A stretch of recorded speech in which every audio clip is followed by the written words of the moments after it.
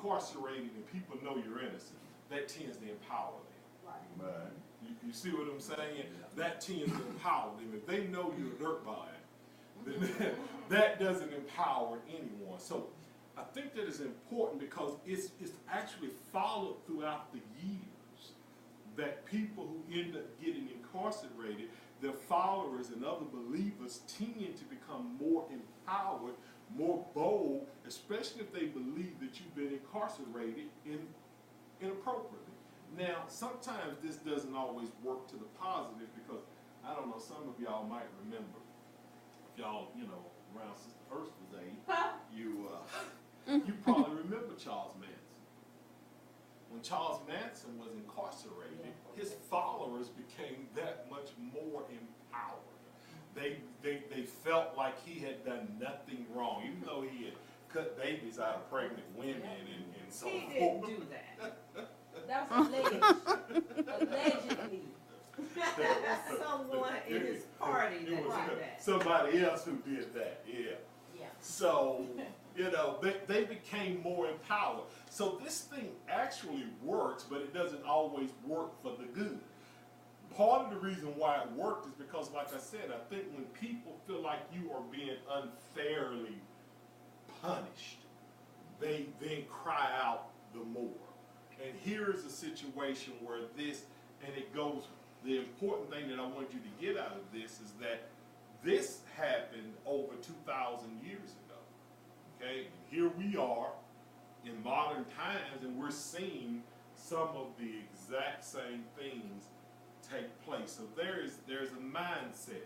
So here Paul is saying he's encouraged because the people, they're not running in fear and intimidation. They're actually being empowered by his incarceration, and they're actually spreading the gospel. He goes on to say in verse 15, "It is true that some preach Christ out of envy and rivalry, but others out of goodwill. The latter do so out of love, knowing that I am put here for the defense of the gospel. The former preach Christ out of selfish ambition, not sincerely, supposing that they can stir up trouble for me while I am in chains." How do you think they're going to stir up trouble for him if he's already? How are they going to make trouble for Paul, who's in jail already, by preaching the gospel? How does that work? You think that maybe that some of the people who were preaching the gospel may, I don't know, protest or cause some kind of outpouring? Maybe they'll be punished for why he's in jail? Because of what's going on outside, perhaps? Okay. Anybody else? I think they was trying to cause confusion. Got some that would even preach Christ even in envy and strife.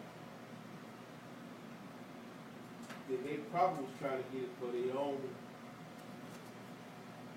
satisfaction. Okay. Anybody else? I think,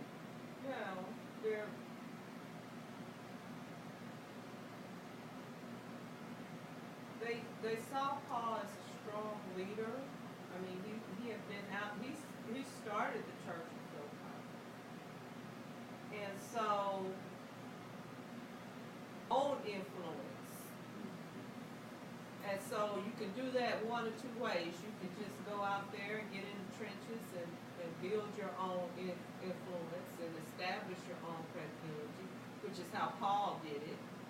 Or you can come in and grab other people's folk and tear down who the established leader is, tear that leader down and just grab that group of folk over and convince them to come over to where you are. So I'm thinking that you had some people out there who saw what Paul had done. He had built up these churches in Philippi, and now they're jumping on the bandwagon. While he's in jail, they're taking this as an opportunity to kind of get in position to be leaders. basically jealous of. I can't imagine no church folk doing that back in the day. Not the saints. That's what I'm saying. And all of those things can be possible. Let me give you a different scenario. Let's say Deke goes to jail. He's a leader, and I don't really like him, and I'm hoping that they punish him. So he went to jail. The reason he went to jail was because he was out there protesting that people should get better wages for their pay. He ends up going to jail. Now, I don't like him. So what I do is, in order to make trouble for him, I go out and I start saying, and they need to give us more medical insurance, and they need to allow us to have a free house. You understand what I'm saying? I'm piggybacking off of him, but I'm basically saying people should get more. What it does is, on one side, it looks like I'm his friend, because I'm out here speaking for human rights too. But really what I'm doing is, I'm hoping that the people who are the powers that be will say, see, what he started is going to get ridiculous. It's just getting more out of control. Let's nip this in the bud right now. Let's Participate and exactly. So they get to the place where they say, won't be long before they'll be wanting everything. we want to do something about it. We got to do something. And he's the man that we got, so And he's the one who is the initiator. If you know anything about African American history, that's really what happened to Martin Luther King. Yeah. He started speaking about human rights and people getting fair shakes. Somebody in the background was saying, hey, we need to squelch this, otherwise this is going to get out of control. Okay? Everybody out there who was marching signs and hollering freedom and stuff, all of them were not out there for his benefit. All of them were simply not out there because they wanted to see things done. Because you got to understand that there were some African Americans who prospered from African American oppression. There's still African Americans who prosper from African American oppression. So you see everybody who was toting those signs and walking across those bridges and stuff, they were out there, and some of the radical stuff that came out of that time, the Black Panther movement and stuff like that,